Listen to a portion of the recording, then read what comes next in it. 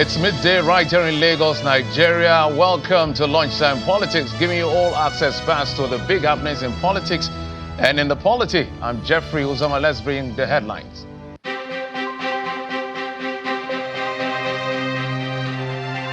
Barely 24 hours after killing 11 persons in Otobi, suspected headers again brazenly launched another simultaneous attacks in Emichi, Odudaja, and Okwamaju, all in Otoko local government area, Benue State, killing unspecified number of persons. The council chairman of Otoko joins me to bring us up to speed in just a moment.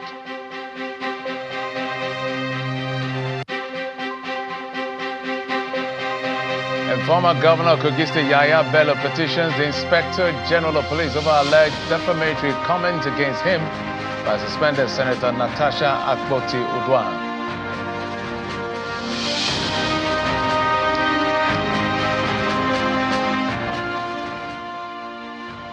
Welcome again to the program. Let's bring you up to speed with the happenings in the polity. But the first story will break for you right now. Just a moment ago, something happened at the magistrate court sitting in Apapa, Lagos here in Nigeria, where a 17-year-old boy, a minor, Alabi Quadri, you can see that picture, it went viral ahead of the 2023 presidential election for standing in front of the convoy of the Labour Party presidential candidate, Mr. Peter Obi. That picture actually went viral all over the country.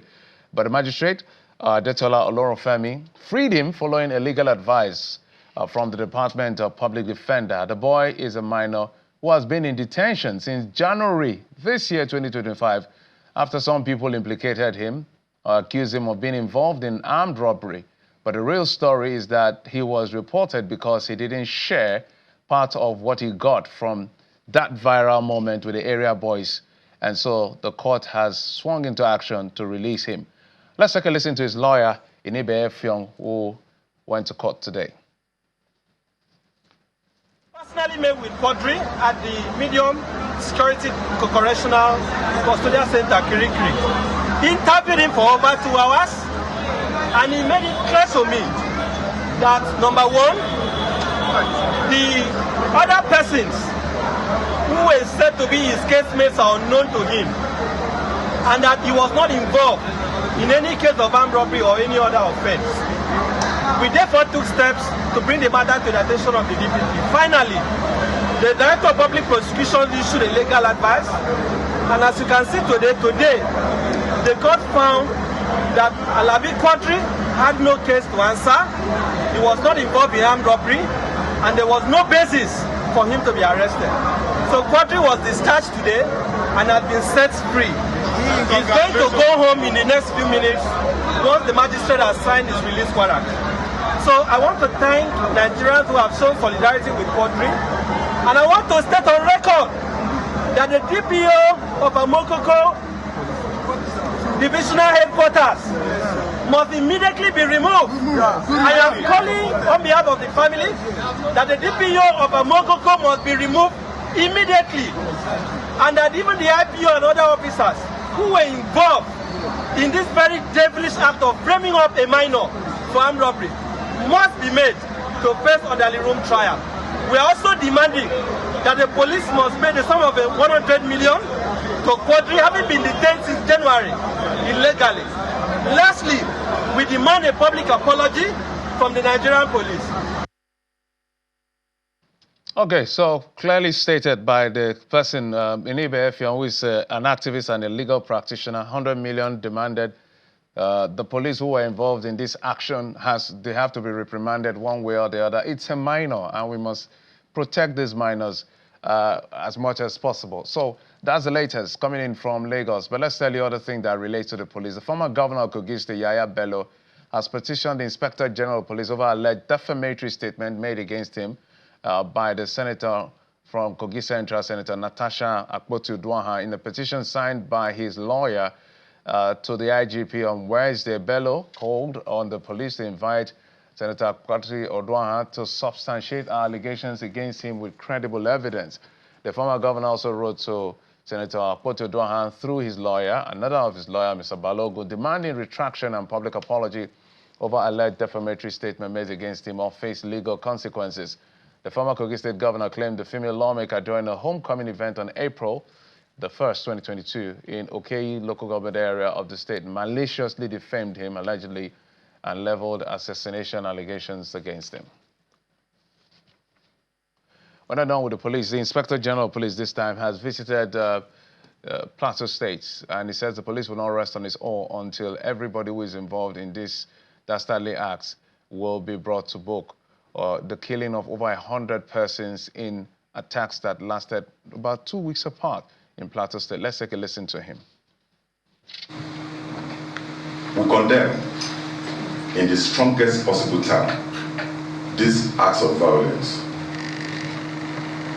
We recognize the severity of the incident, the severity of the situation, and its negative impact on the local farming communities in the Plateau State. We have recently increased our deployment to Plateau State. We have deployed more men, more security personnel, and more operational assets to the affected areas, and the operations are ongoing. We are working tirelessly with other security agencies and the intelligence community.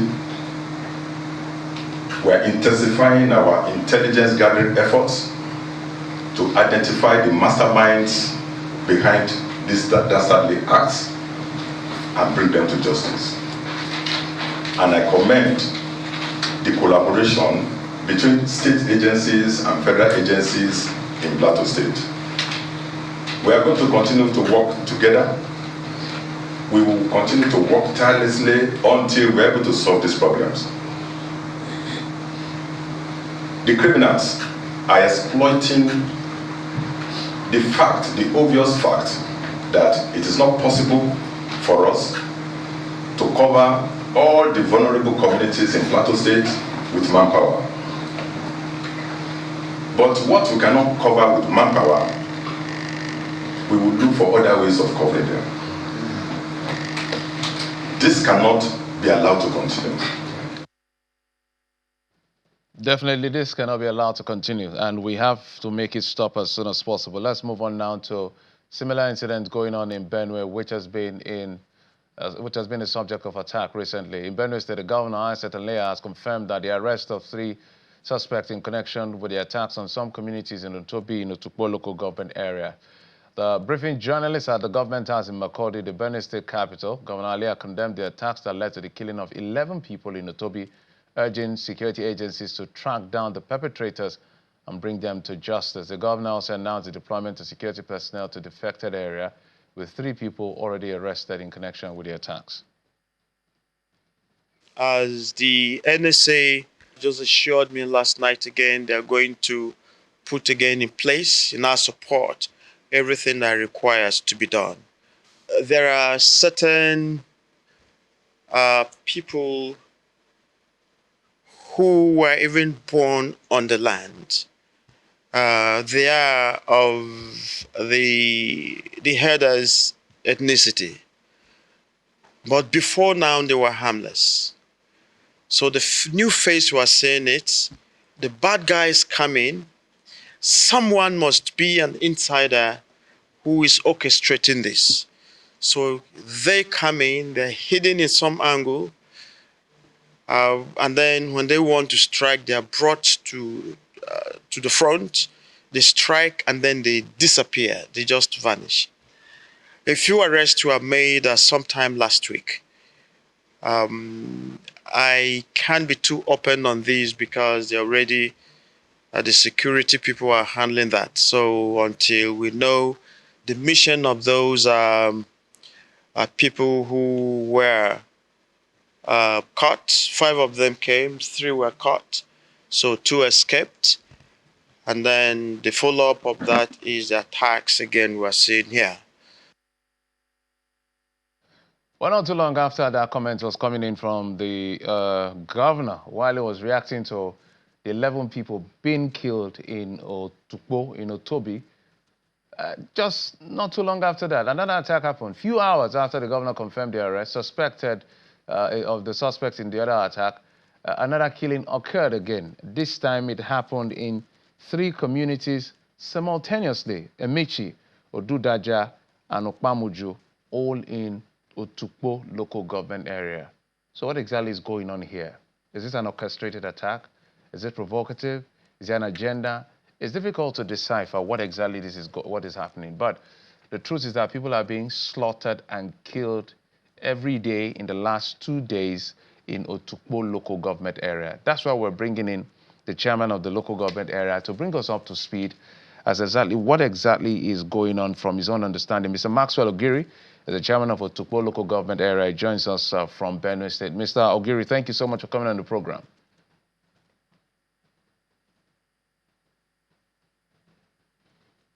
Mr. Ogiri, if you can hear me.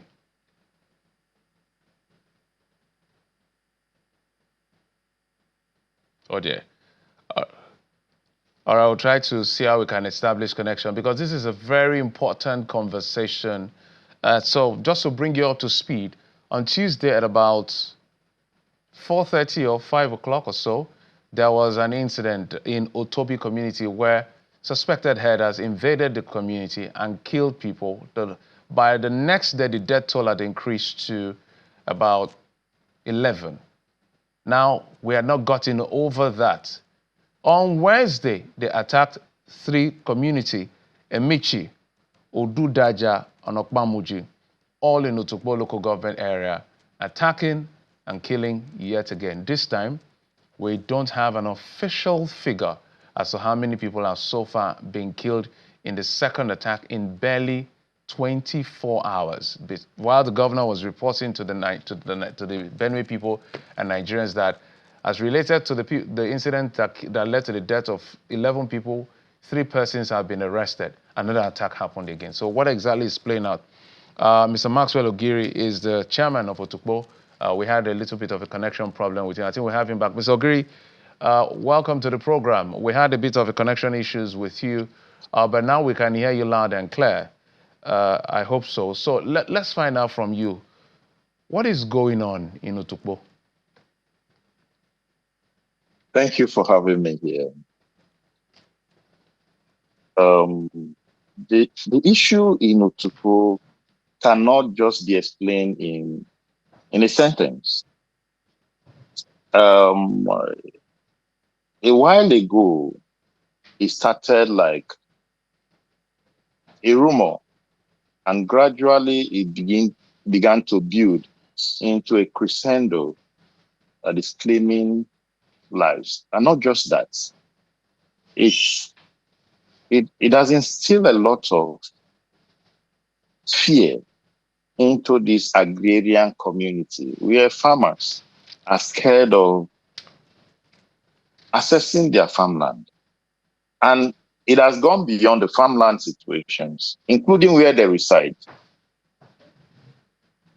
No one can categorically say that he's safe. We are vulnerable here, including the security agencies. And it's so pathetic. It brings tears, blood flows. There's so much anguish in the society. But however, like every other community, we are not totally helpless. We will believe that there's a way out, and we are working towards how to sustain peace in our land and secure our people.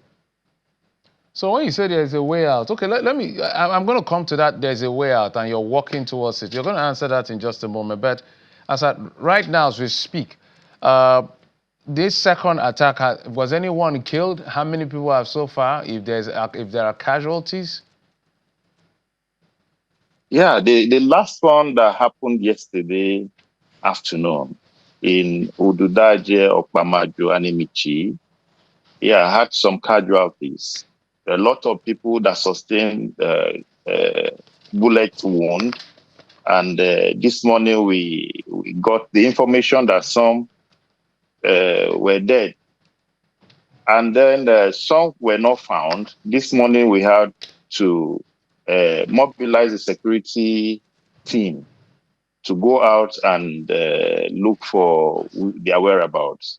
I'm yet to get any information on whether they have been found dead or alive. So when I heard you say something like you are working on doing something to preserve yourself, protect yourself. If I got you correctly, you can correct me if I'm wrong. What exactly do you mean?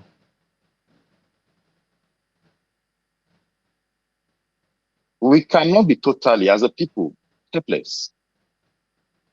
And what we are trying to do is, in a way, to see how we can mobilize the community force so that they can go into intelligent gathering and management and analysis. With that, the community will be able to know the element and what is their intent, why they are in this free-for-all carnage in our community. We have engaged the leaders, opinion leaders in different communities to put in place consensus youth they believe can be able to change this tide of violence. And then we'll give them the few necessary training, incentives, and some tools so that they can be able to gather information and see. I'm sure with those information, we can be able to safeguard our community. So do you also subscribe to the effect that this is about land grabbing, this is about ethnic cleansing? What exactly is your own definition? For me as a journalist, it's difficult to understand why it's not easy to identify the elements that have been involved in this dastardly acts for years. Nigeria has high-level intelligence. In fact, they say after God is government. So if government wants to know something, they will find out something. So is it that we're just being afraid of being blunt and being brutally honest, or we're being clever by half? What exactly is going on? From where you sit, what is this really all about? Some have said, don't say it's Fulani headers. Some say it's headers. Some say, oh, they kill even Muslims and Christians. Some say it's criminals. What's your definition of who is responsible here? You know, in a situation like this, you are bound to hear different opinion, and it borders on conspiracy theory too, where you see people looking for how to enforce and reinforce their narrative. But however, there is no society in this country that the DSS are not there, the police are not there. And in some instance, you see that there is deliberate attempt to bring the military to help in security. And you know, the DSS are majorly to gather opinion, and intelligence management, and see how they disseminate this to other agencies of government. But however, I am sure at their level, they can understand better. They understand better where the perpetrator are, or why they enter this killing spree without provocation.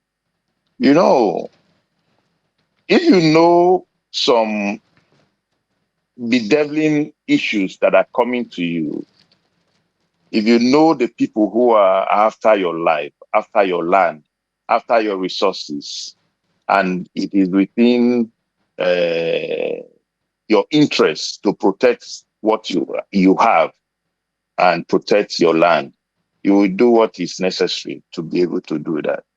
Otupo local government, and by extension, Benue South Senatorial District and the entirety of Benue State is not a new creation. It has been there. Majority of these elements that we are accusing and that are perpetrating this evil are not just from the moon. Some of them, we coexisted with them for a very long time. Some of them lived with our father too, as other ethnic nationality also did.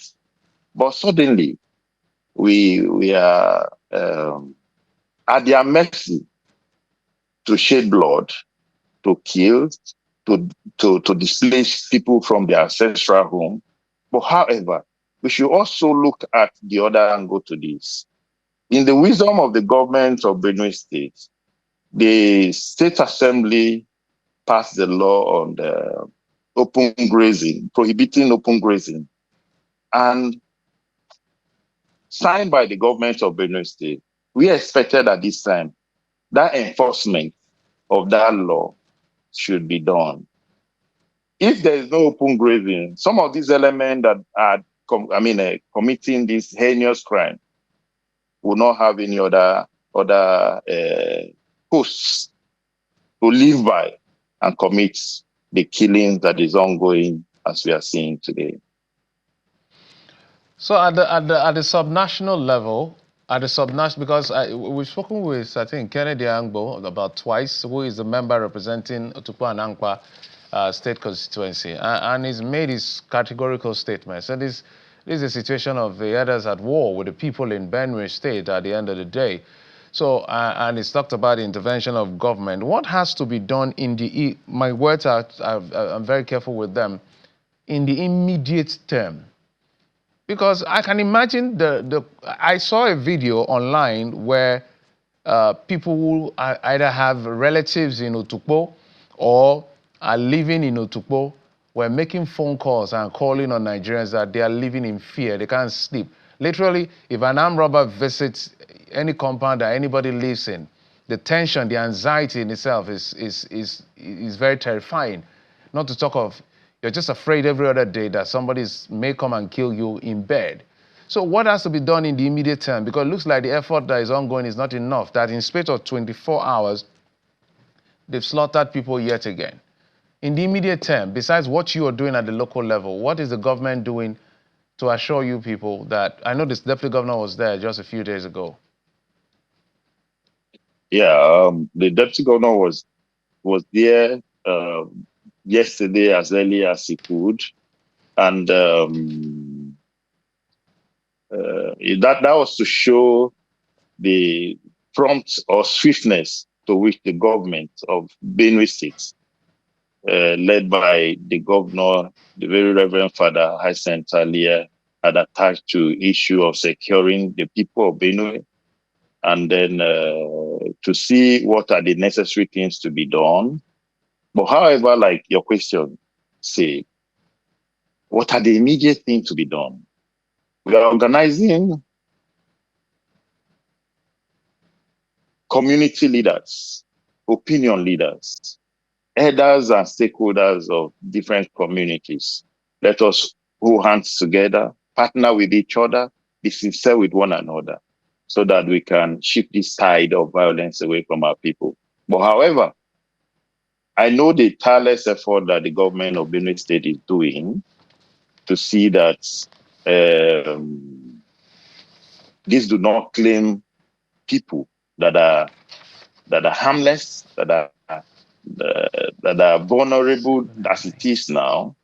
But then I want to beg the federal government to, it is easy to say that the local government chairman is the chief security officer of the local government. But in reality, pragmatically, he does not command any force. He cannot command the police, he cannot command the military, he cannot command the agencies that should be able to sustain peace and then carry out the good intent of protecting the people. Everything lies with the government at the federal level. And at this stage, because of the consensuousness of the members of the Benue State House of Assembly of enacting the law on open grazing, I believe at this time, the federal government should do the needful to enforce that law to be obeyed. All right, If that law is obeyed today, I know that so many of these situations will not have opportunity to fester on anymore. Well, thank you so much for coming on the program. Our thoughts are with you. Our prayers are with the people of Benue out of this very dastardly act. We just want the killing to end. Maxwell Ogiri is the chairman of Otukpo local government area, whose council in the last 24 hours have been attacked twice, with scores killed in the process. Mr. Maxwell, thank you for coming. Okay.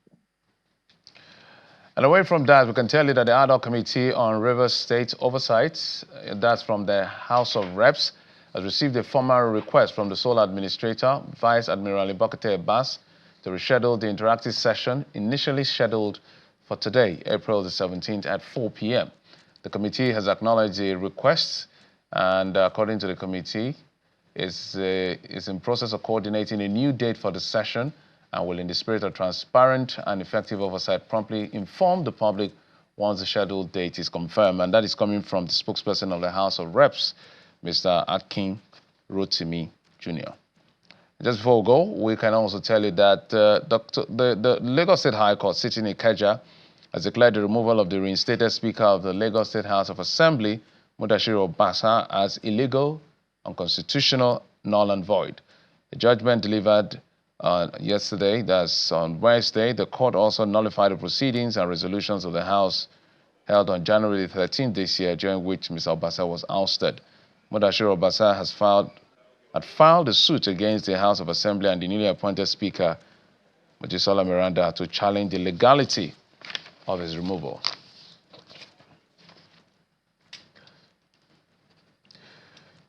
And that's it on the program. Thank you so much for your time and, of course, your usual company. I'm Jeffrey Uzono. You've been served on Lunchtime Politics. Bye-bye.